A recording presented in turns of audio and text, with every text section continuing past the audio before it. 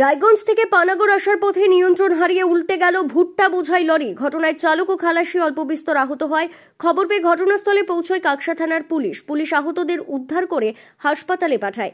জানা গেছে, লরিটি রায়গঞ্জ থেকে ভুট্টা বোঝাই করে পানাগড় ইন্ডাস্ট্রিয়াল পার্কে একটি কারখানায় ভুট্টা দিতে এসেছিল।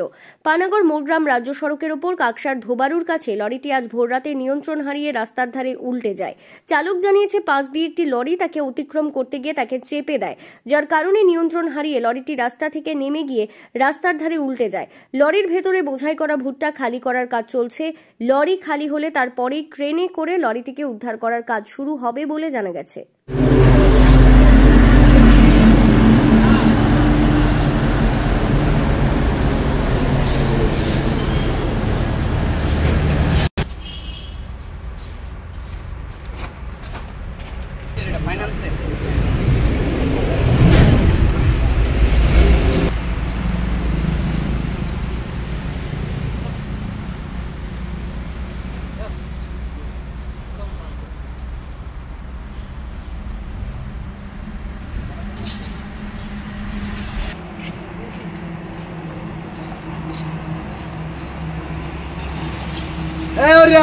কবে হয়েছিল?